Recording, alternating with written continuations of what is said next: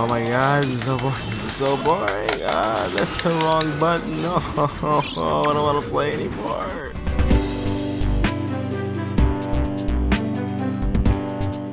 So when I first started the Rated S for Sandwich channel, I wanted to focus on good games that were, or even just games in general, that were contributing positively to the gaming community. But unfortunately, there aren't enough of those. There really aren't. And I can just make some more on positive games. I got one right now. It's somewhere over, where'd it go? Where's Sleeping Dogs? I don't know. You know, you have to have the yin and the yang. You can't just put nothing but good stuff. You gotta have some bad stuff. You gotta have some context. So I started doing blind reviews. I have. This is the first.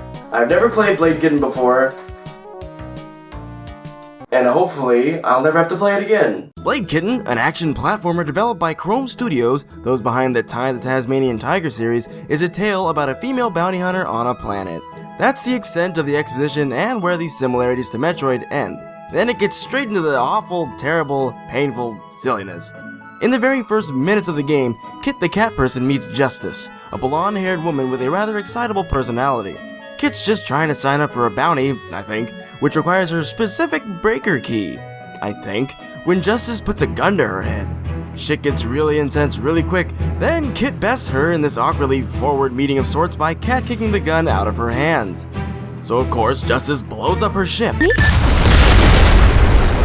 What the? Rude. Of course, you have to get your thingy back, I have no idea why, which involves fighting these red guys called Solars. They're quite possibly the least interested robot guard people I've ever seen in a video game. Stand back or we will proceed with the use of deadly force. This is your final warning. They also don't seem to mean what they say. I said this is your final warning. Okay, Ginger Pants. It makes killing them really, really easy. Well, that and the fact that Kit has what might be the best weapon in the universe. It's powered by fucking magic or something, I don't know. Kit uses a blade which hovers in front of her, slashing anything she waggles her paws at. If you've ever wanted to listen to the same swoosh sound for about 4 hours, this game sure does that. As far as I can tell, other than the short and long range attacks, there's no special moves, no nifty abilities, and definitely no cool combos. Unless you count XXXXXXXXXXXXXXXXXX, which I don't.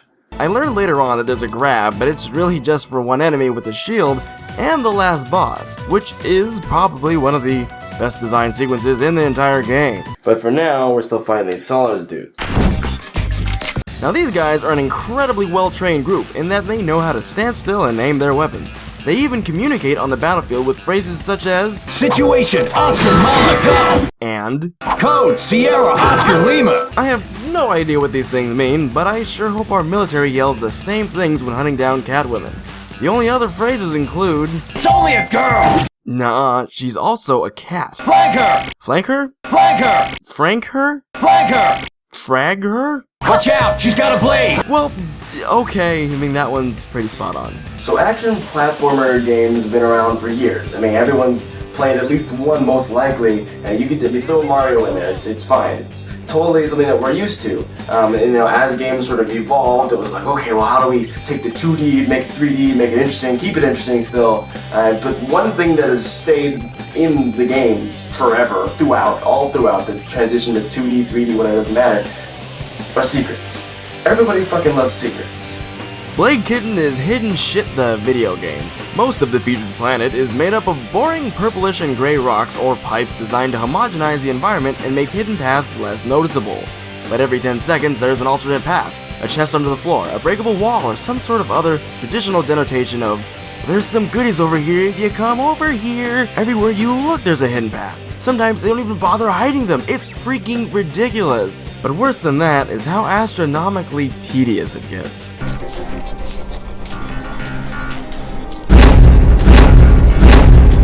The second level introduces two things to us. The first being the Merchant. The Merchant is some fat offspring of a stereotypical Asian businessman and Jar Jar Binks named 100 Ton.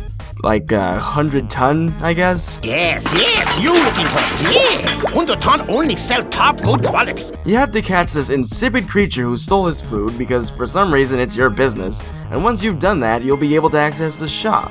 Although based on some of the stuff that he offers you, I'm not really sure why you'd want to. This you after? Mint in box? No, no, no!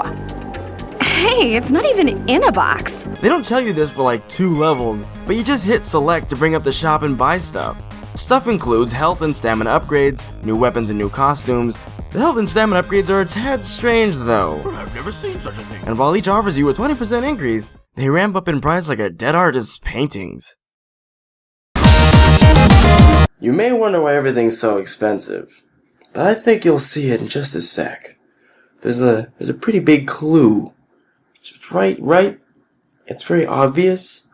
Do you see it yet? Yeah? Very good. There's money all over the freaking place. On the floor, on the ceiling, the walls, in secret areas, and the bodies of enemies, there's money literally everywhere. It's like every bank owner on the planet got fed up with their lives and nuked all the banks at once, and some bored person came along and neatly arranged all the loose change along a 2D plane. That said, all the easy money will allow you to buy the best weapon in the game very early on. Each weapon has stats and some sort of trait, but it doesn't matter because the best one isn't even that expensive.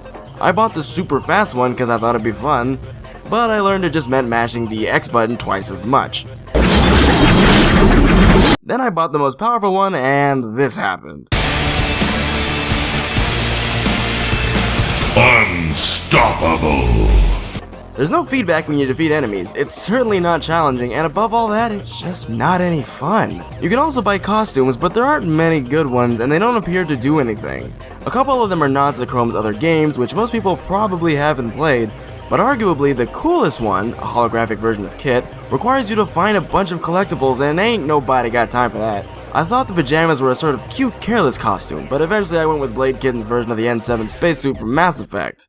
Kittens in space. In games, there's a concept known as the power curve.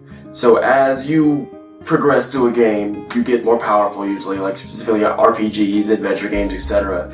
And the idea is that you go from being like here to somewhere up here. Usually, you like to have some sense of progression. It feels good, it feels nice. Like when you go from fighting little tiny things to fighting gigantic things, even though sometimes, it kind of takes the same amount of time because you're upgrading along with it, it feels better because the things look bigger and scarier. In Blade Kitten, it's one of those games where you literally just start the game and you're like this. Then you buy the final weapon and there you go. At the end of the second level, we meet Skiffy, the little bastard who stole Hunter Ton's lunch. Just before we retrieve his sausage, Ton flies off in his ship. Bye-bye, Pinky Pussycato. Clearly, he wasn't that hungry. For absolutely no fucking reason, Kit befriends the pudgy kleptomaniac, and we're introduced to more crappy game design. Skiffy has the amazing ability to enter the third dimension. Watch him do it! He can also fuck machines apparently, and I'm supposed to feel accomplished for him, I guess? Now defying the second dimension isn't a problem in its own right, but in the context of Blade Kitten, it's asinine. Every time the Y button pops up over Kit's head, you get to wait while Skiffy runs a good few feet towards the screen to grab some money. Meanwhile, everything around you stops. Bullets? Stop. Enemies? Stop. Any sense of momentum or enjoyment? Stops. It's just so bloody ridiculous that the whole thing is that the little thing flies into the third dimension. Like, who cares? It's okay. 2.5D is not inherently bad. It doesn't have to be a problem. But when you do bullshit like this, it doesn't work. Because she's on a plane. Kit is on a fucking 2D plane, and then in the background there's stuff just floating there, and it's just grass is in the way. Or there's just like a wooden platform. And why can't you just walk on it? You can't do that in games because it frustrates people because it's like I could just walk back there. The only reason I can't is because it's a video game. Most games are designed in such a way that when you have that kind of 2.5D background thing going on, you still can't go into the background. There's something stopping you there. So when you put stuff in the background, like they did in Donkey Kong Returns on the Wii, you have to go do like a barrel thing. You can't just walk over there. So the fact that I could literally just walk over there, the game just won't let me, and I have to stop or find some kind of stupid teleporter to do it, it's just frustrating. It's asinine, it's dumb. It's stupid. I don't even know how... Befriending Skiffy is the last meaningful piece of the story. After that, you fight characters, and someone asks you to help them, which you must do for no freaking reason, all the way up until the final boss. It's just terribly uninteresting, rife with random factions with unclear motivations, and absolutely none of the characters are enjoyable. There's some story about this evil race that did all these evil things, but I know them as infinitely spawning douchebags designed to waste my time. They're supposed to be super powerful because they attack in swarms, but it really doesn't matter because your health refills Gears of War style. There's really no incentive to be smart in combat because you can just wail on everybody you see and then wait a couple seconds to heal up right after. The same is true with traps and even bosses. In fact, I literally destroyed this boss by beating it into a corner, then jumping and attacking its butt. Why? And in the sewers. I'm trying to get out and nobody will help me. Why? I don't know. Oh, it's because they think I'm helping the bad guys. So instead of helping me leave or the place where I would be potentially helping the evil people whom they're trying to get me to stop helping, they just have to stay because they won't fucking help me find a goddamn exit. Then there's this guy. What the fuck is he doing? This is some kind of Tesla coil mixed with one half of the fusion hot dance from Dragon Ball Z. What's with that pose? I mean, who are you trying to impress? And then there's the fucking sound bites. Everyone has to have some stupid thing they say when they find a chest or do a thing in a video game, but Kit just cannot make that a positive experience. Bonus. Win, get nice. Grats. Yay, team. Ding. Sweet, sweet.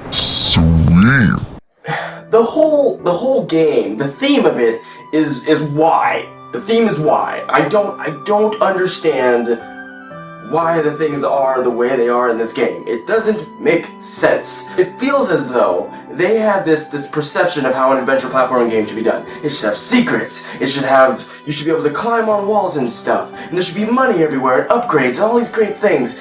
But you have to design it with some sort of moderation. You can't just throw every fucking thing in there. It's not like you design a pool. It's like, what should be a heated pool? Okay, that's nice. But what if it had a shape to it? Okay, yeah, sure. What if the color of the pool was different? What if it changed colors? You just start throwing everything in there. Like, what if we also had a lava pool? Because what if there's lava monsters and they want to relax too in the pool? Well, you can't just throw all of it in there. You have to have a focused image. You have to have a perception of what your game needs to look like at the end. But really, it just looks like a big fucking blob with a bunch of secrets everywhere and just awful. Everything's awful. It's so bland. Now, I'm not gonna go into the very ending of the game because some of you may want to play it and I don't want to spoil everything for you, though I will say it is all awful. Everything's awful. This isn't even a full game.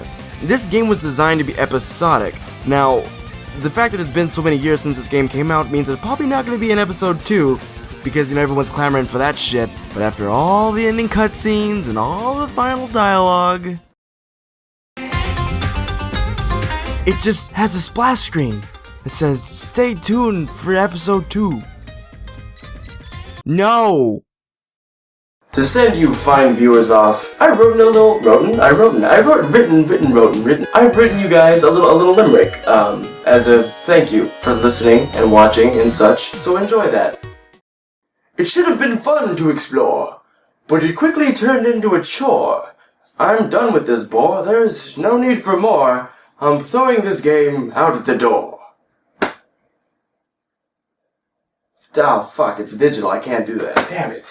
Hey everybody, thanks for watching my video. Oh my god, it's over. Wow, that was a little bit long, huh?